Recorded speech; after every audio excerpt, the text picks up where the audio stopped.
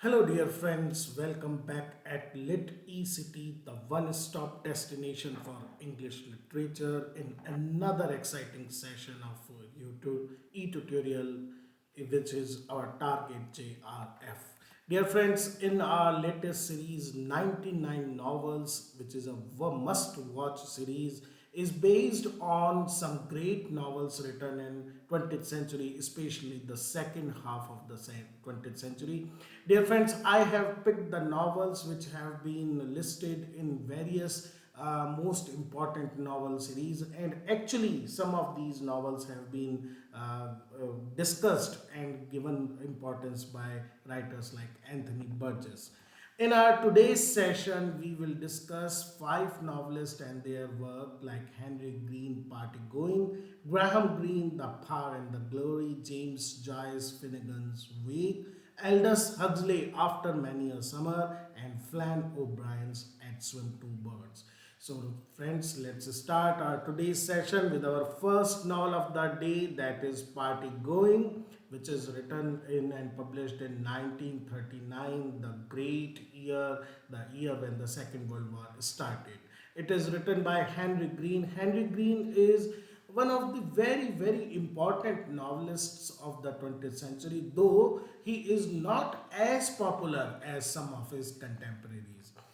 Dear friends, if we talk about this particular novel, Party Going, it belongs to the genre of bright young people. It was a sub-genre which was quite popular in 1930s. Evelyn Waugh, Henry Greene, these were the writers who were writing about this generation, which deals with a group of wealthy young people, and the lives of these people revolve around parties, fun, frivolity, and all these kind of things because they have money to spend, they have time to kill.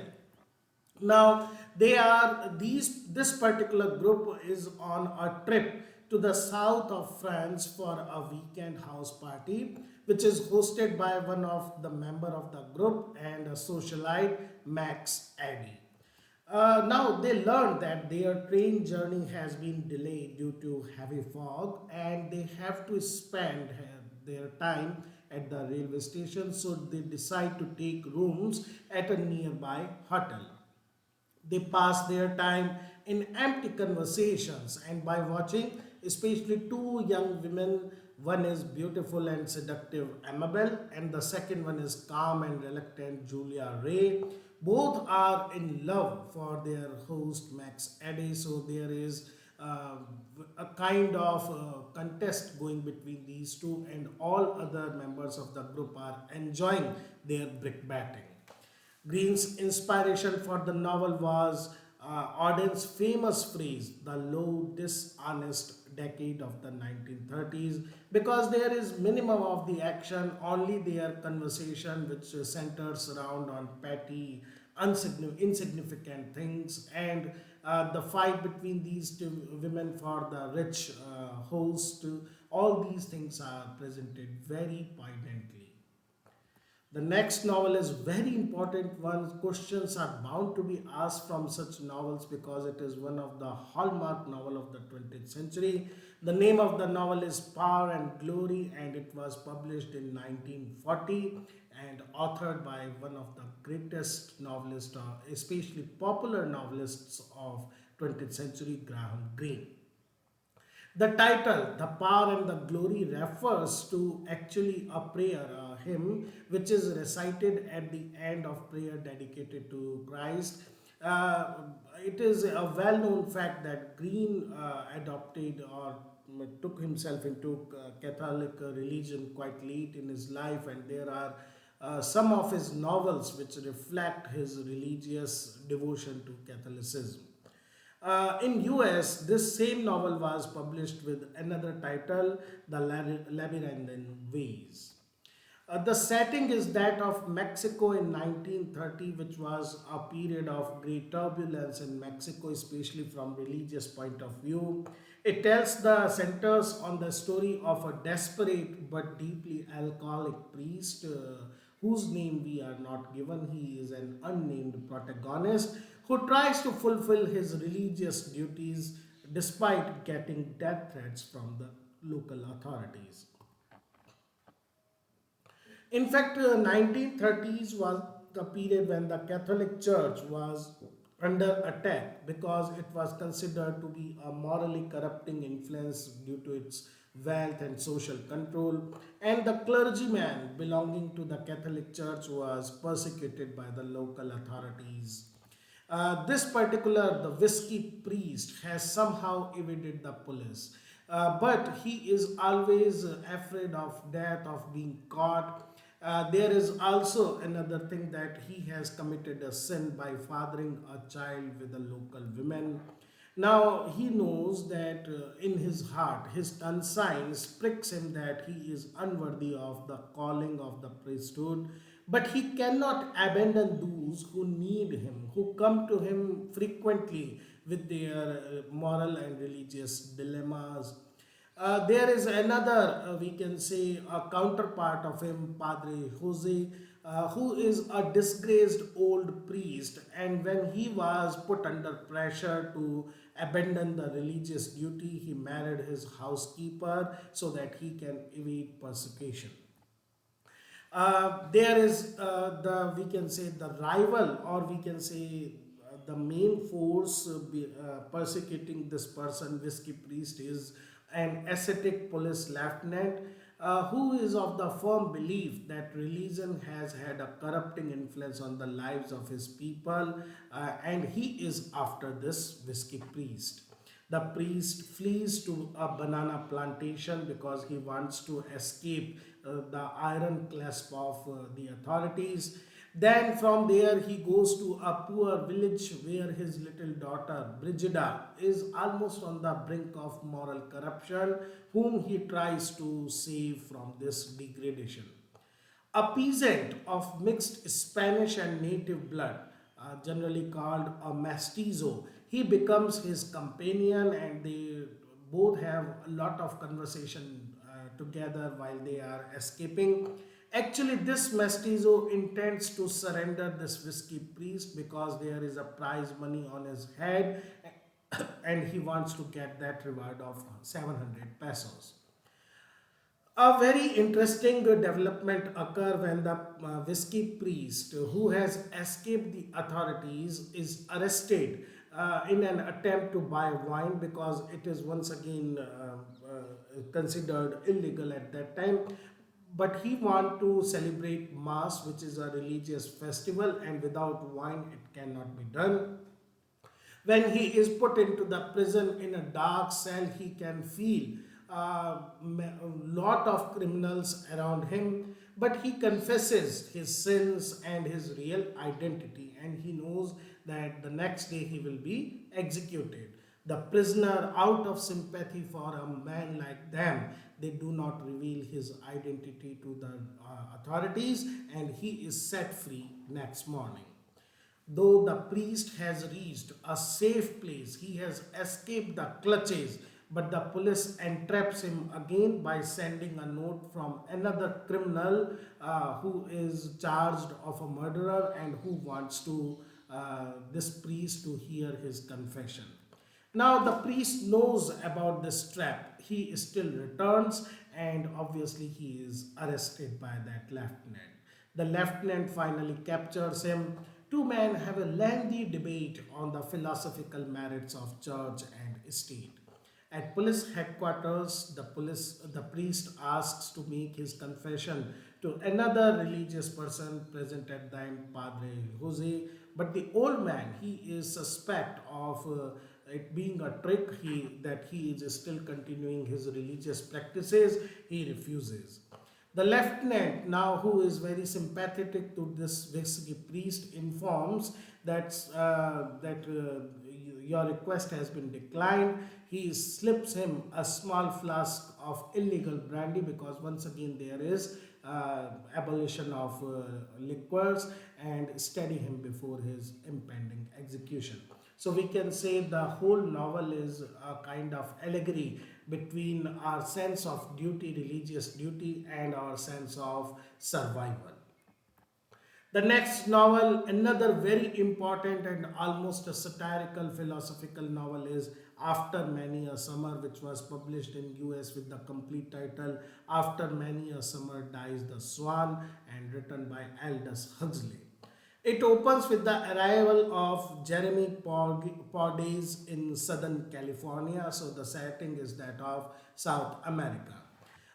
This person, Jeremy, has been hired by Joe Stoit, and his task is to catalog the Harburg Papers, which is a collection of manuscript recently purchased by Stoite, who is a millionaire. Now, Poddes, during his stay, right from the day first, closely witnessed the culture of Southern California, which is a mixture of slums and billboards. Matlab, both rich and poor people are living there. Hamburger stands are there. Hollywood mansions are there. And his employer, Stoite, is an uneducated, quite desperate multimillionaire, and his other house members include Virginia Municipal, who is his mistress and refers to him as Uncle Joe. Sigmund Obispo, his sinister personal physician, always with him like a shadow, and Peter Boone, who is an idealist young man and who is assisting Obispo in various experiments. Now, the thing is that Stoite has an obsessive fear of death, and Obispo conduct various experiments to discover a remedy to prolong his life indefinitely. So, they are searching for a life prolonging pill or medicine. Poddy's research in Harburg paper makes him interested in the fifth Earl of Gunster. We now realizes why these papers have been bought, because there is reference to Earl of Gunster, who was born in 1738 and who, like Stoite at that time, wanted to become immortal. Now, while exploring the underground passages in the Earl's estate, they finally discovered the fifth Earl himself, who has not died even now. Now he has become a walking shadow, a 200 years old grotesque creature. He merely gibbers and then retreats to a dark corner to copulate with his ancient housekeeper, which shows that his carnal desires has not still been satiated.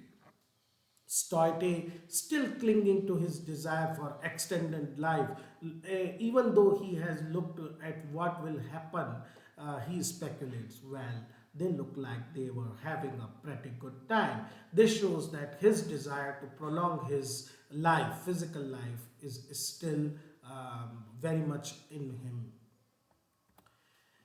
A very important work. We know James Joyce for his Ulysses and Portrait of Artist as a Young Man, but Finnegans Wake, published in 1939, is another remarkable feat by this experimental novelist. It is one of the most experimental novels of its time, and because it tries to present the unconsciousness in appropriate form and language.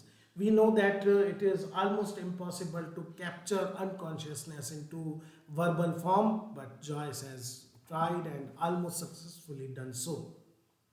It takes place in the course of one night's dream of five members of a Dublin family, who are Humphrey Chimpton Earwicker, HCE, his wife Anna Livia Plurabelle, ALP, their twin sons Sham and Sean, and their daughter Issy. Now, what happens? The novel begins with a mid sentence, river run past Eve and Adams, and is set in a Dublin neighborhood, Howth Castle and Violence. A rumor that the father HCE has molested a couple of young girls, it threatens to destroy the family's name and reputation. HCE's wife ALP tries to salvage their appearance. In the meantime, their two sons, Sham the penman and Sean the postman, are facing an Oedipal dilemma about who is their mother's favorite. They are trying to prove their closeness, intimacy with their mother. ALP finishes her letters and Sean the postman sets about delivering them.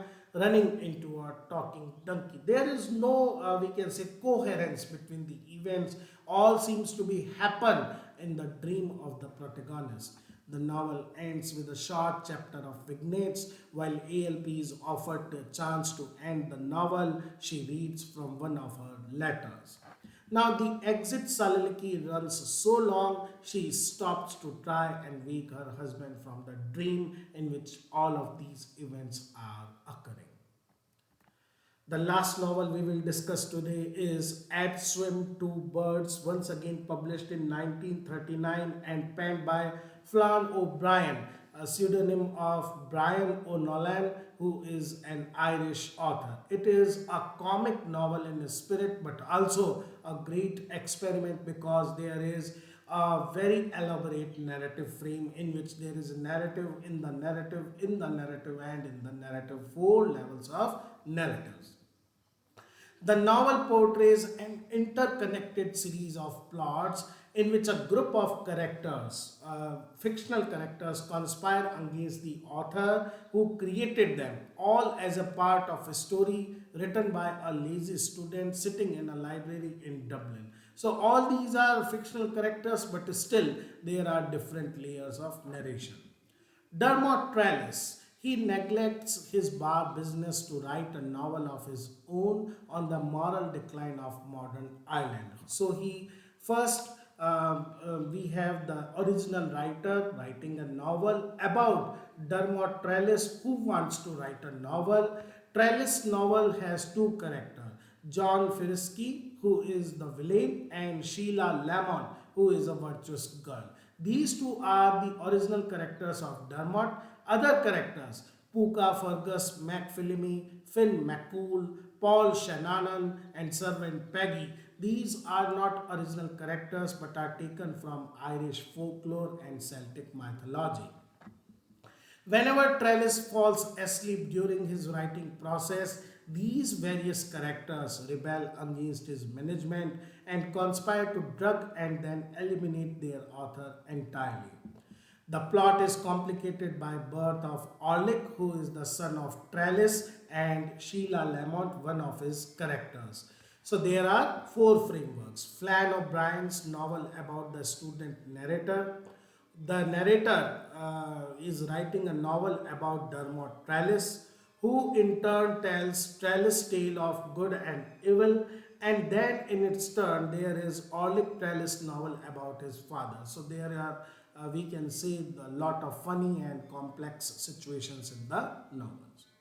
So that's all for the day, dear friends, and you can get free PDFs of any of these e-tutorial by messaging me. I hope you are getting valuable information by these lectures. Keep supporting, keep showing your love. Thank you, dear friends.